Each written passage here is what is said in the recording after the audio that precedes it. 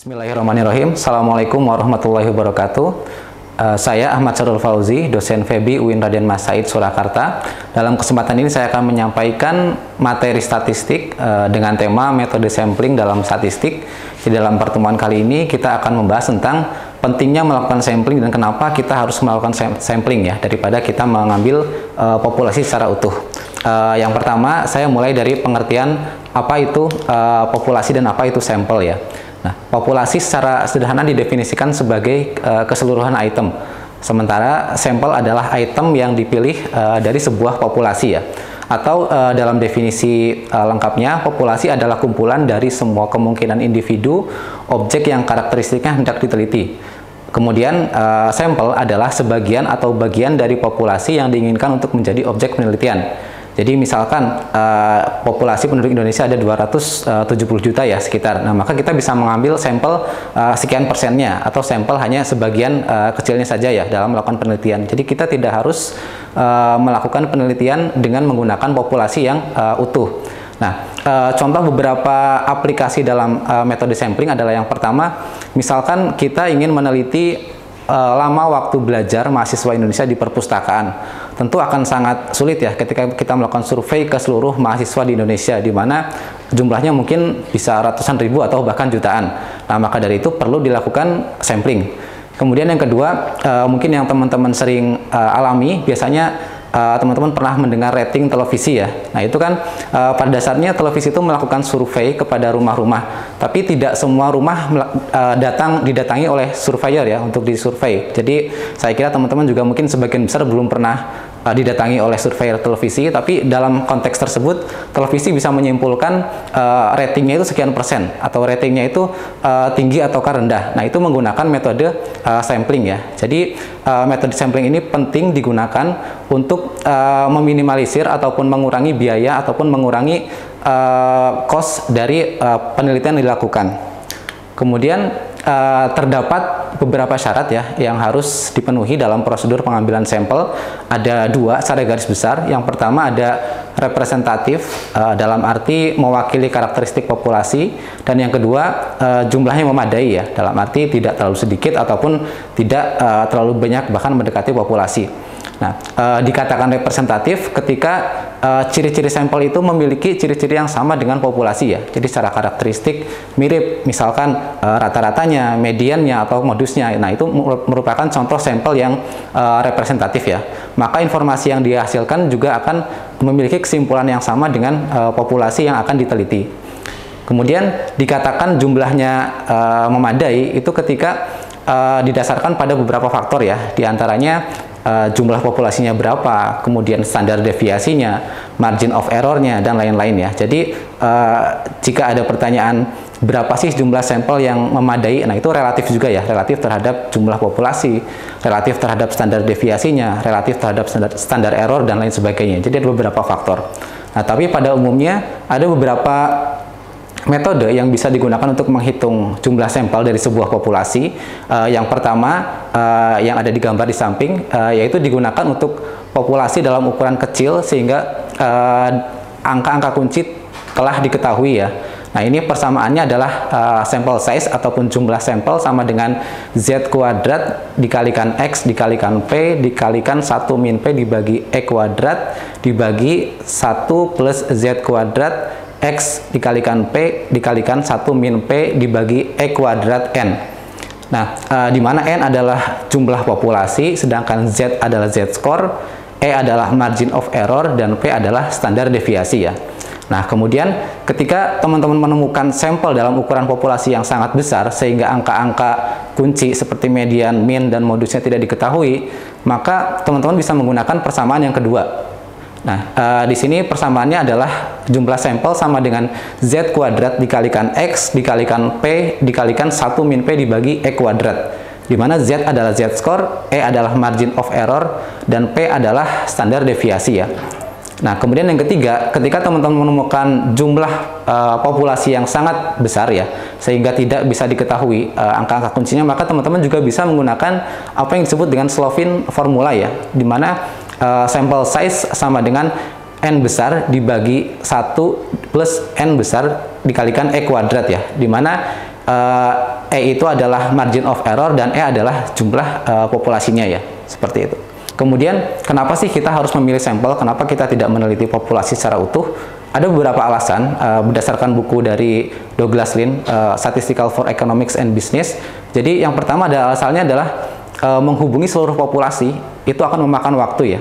Apalagi ketika kita bicara konteks Indonesia, di mana penduduknya sangat banyak, maka akan memerlukan waktu ketika kita meneliti populasi secara utuh.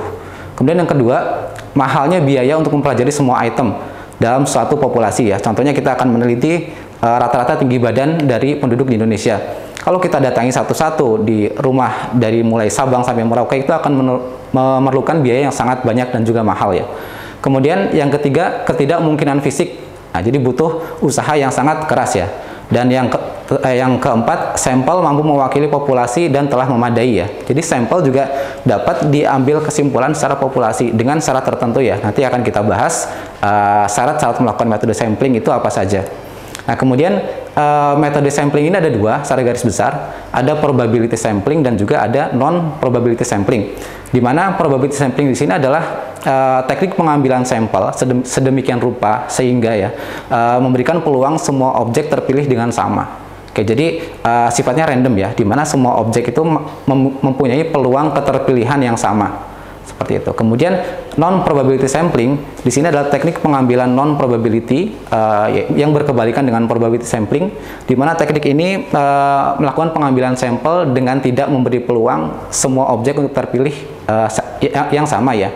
Jadi ada kriteria tertentu yang bisa digunakan sehingga tidak semua objek memiliki peluang keterpilihan yang sama. Ya, kita mulai dulu dari probability sampling. Yang pertama ada simple random sampling. Nah, simple random sampling ini adalah metode pemilihan sampel secara acak sehingga setiap item atau objek di dalam populasi memiliki peluang untuk terpilih yang sama. Contohnya ya, misalkan ada 845 karyawan di sebuah pabrik sepatu, di mana akan diambil 52 sampel di antaranya. Nah, secara sederhana, simple random sampling dapat dipraktekkan dengan cara menulis masing-masing nama dari 845 karyawan, kemudian dimasukkan ke dalam gelas ya, ditulis dalam kertas, kemudian digulung, dimasukkan ke dalam gelas, kemudian diacak. Jadi seperti arisan ya. Jadi semua orang memiliki peluang keterpilihan yang sama. Itu secara tradisional. Tapi kalau di era yang sekarang, di era modern, kita bisa menggunakan beberapa fasilitas ya. Di antaranya Google Random Number bisa dipakai. Kemudian ada juga Excel Random Number ya. Teman-teman bisa nanti praktekkan di software masing-masing. Oke, kemudian yang kedua ada systematic random sampling. Nah, bedanya adalah ditetapkan dulu secara awal, kemudian baru dipilih secara sistem. Jadi randomnya itu ada polanya ya. Randomnya itu memiliki pola tertentu. Contohnya misalkan ada 845 karyawan pabrik sepatu ya, misalkan ya. Nah, akan dipilih 52 sampel. Nah, misalkan untuk sampel pertama dipilih orang nomor 2 setelah diurutkan berdasarkan alfabet ya, dari A sampai dengan Z. Nah, kemudian untuk sampel ketiga misalkan diacak dengan pola masing-masing berselisih 3 ya, atau disebut dengan bilangan kelipatan atau K ya. Bisa 3, bisa 4 dan seterusnya ya. Jadi misalkan kalau digambar di samping, sampel pertama itu orang kedua, kemudian sampel kedua itu orang ke-5, sampel ketiga itu orang ke-8 dan seterusnya ya, kelipatan 3. Teknik probability sampling yang ketiga adalah stratified random sampling ya, di mana metode pengambilan sampel ini dilakukan dengan terlebih dahulu membuat strata di masing-masing karakteristik populasi ya. Misalkan ada strata tinggi, rendah, dan kemudian sedang misalkan ya. Kemudian langkah selanjutnya adalah dengan membagi masing-masing populasi ataupun populasi menjadi sampel dengan bobot-bobot tertentu yang telah ditentukan ya. Contohnya adalah pada gambar di samping, misalkan kita ingin mempelajari pengeluaran iklan untuk 352 perusahaan terbesar di Indonesia untuk menentukan apakah perusahaan dengan pengembalian modal tertinggi ataupun dengan profitabilitas tertinggi menghabiskan lebih banyak biaya iklan daripada perusahaan dengan pengembalian modal yang rendah atau bahkan mungkin defisit ya. Nah, langkah pertama di sini kita membagi kelas ataupun kita membagi strata dari perusahaan-perusahaan sebanyak 352 tadi ya. Yang pertama misalkan perusahaan dengan kriteria memiliki profitabilitas 30% ataupun lebih. Kemudian perusahaan dengan kriteria profitabilitas 20 hingga 30%. Kemudian perusahaan dengan profitabilitas 10 hingga 20%. Dan yang keempat adalah perusahaan dengan profitabilitas 0 hingga 10%, dan yang terakhir adalah perusahaan dengan kriteria defisit. Nah, langkah selanjutnya adalah kita menentukan berapa jumlah perusahaan yang terdapat di kriteria tersebut ya. Misalkan kriteria pertama ada 8 perusahaan, kriteria kedua ada 35 perusahaan, kriteria ketiga ada 189 perusahaan, kriteria keempat ada 115 perusahaan, dan kriteria terakhir ya yang kelima ada 5 perusahaan. Kayak, nah itu berdasarkan data yang kita temukan ya. Jadi total ada 352 perusahaan. Kemudian langkah selanjutnya adalah kita menentukan frekuensi dari masing-masing jumlah strata tersebut ya. Misalkan strata pertama itu adalah frekuensinya adalah 0,02. Itu adalah hasil dari 8 dibagi 352 ya. Kemudian kelas kedua ya, perusahaan dengan profitabilitas 20 hingga 30%, itu frekuensinya adalah 0,10. Itu adalah hasil dari 35 dibagi dengan 352 dan seterusnya ya sampai dengan strata keempat. Oke, kemudian langkah selanjutnya adalah menentukan jumlah sampel.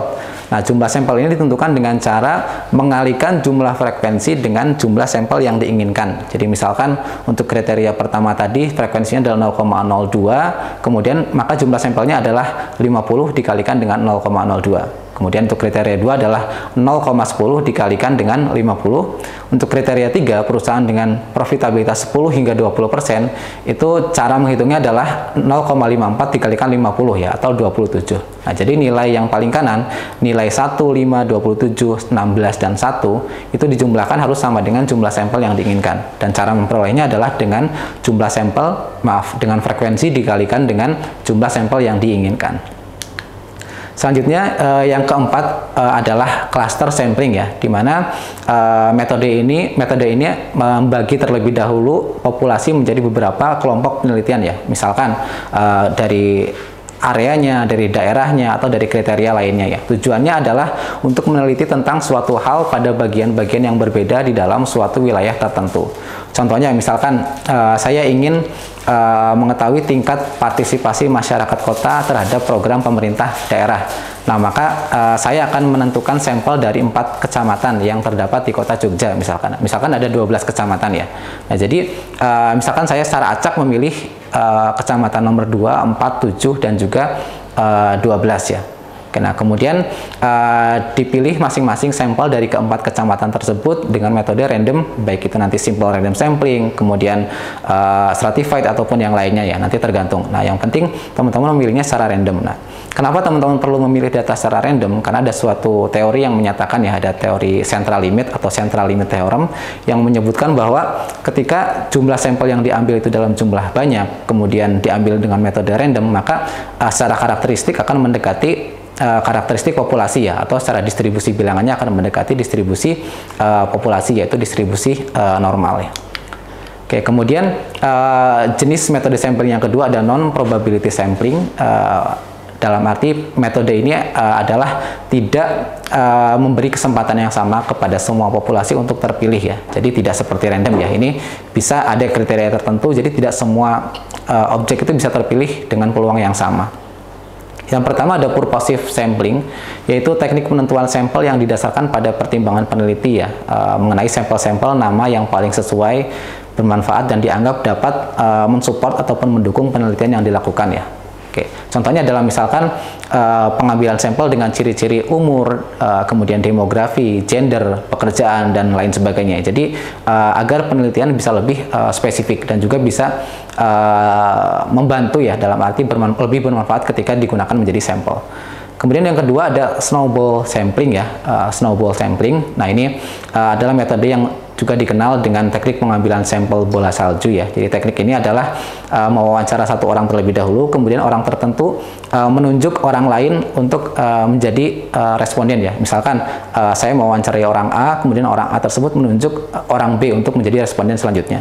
Teknik ini biasanya digunakan untuk ini ya, untuk metode-metode kesehatan, misalkan untuk orang sakit ataupun orang yang memang memiliki karakteristik tertentu yang tidak ingin dipublikasikan. Jadi biasanya kan ada komunitas ya, misalkan komunitas orang yang misalkan terkena penyakit kanker misalkan, diwawancarai satu, kemudian orang tersebut tahu siapa lagi yang kena. Nah, kemudian orang tersebut menunjuk orang kedua. Jadi biasanya digunakan untuk metode di bidang kesehatan. Kemudian yang ketiga ada accidental sampling. Jadi sesuai dengan namanya ya, teknik pengambilan sampel ini menentukan sampel secara tidak sengaja ataupun insidental. Jadi misalkan peneliti mengambil sampel pada orang yang kebetulan ditemuinya. Misalkan saya lagi diam di minimarket A, kemudian banyak orang yang datang, kemudian saya gunakan sebagai sampel. Nah, itu disebut dengan accidental sampling. Dan yang terakhir ada kuota sampling ya. Yang terakhir ada kuota sampling. Oke, jadi teknik pengambilan ini mirip dengan accidental sampling. Yang membedakan adalah adanya jumlah kuota. Oke, kalau dalam accidental sampling tadi tidak ada jumlah kuota ya. Jadi misalkan saya berdiam diri di minimarket dari jam 1 siang sampai jam 5 sore, yang saya temui jadi sampel gitu kan. Nah, sedangkan kalau kuota sampling ini ada sampelnya. Misalkan saya sudah menargetkan nih, saya hanya mengambil sampel 100 orang saja, berapapun lama waktunya. Nah, itu jadi perbedaannya ada pada jumlah kuotanya. Nah, berikut adalah materi tentang metode sampling. Jadi sangat penting ya teman-teman untuk mengetahui bagaimana cara mengambil sampel yang baik dari sebuah populasi, karena tadi ya kita tidak bisa meneliti ataupun kita akan mengalami kesulitan ketika kita meneliti populasi secara utuh. Oke, sekian dari saya. Terima kasih. Semoga bermanfaat. Assalamualaikum warahmatullahi wabarakatuh.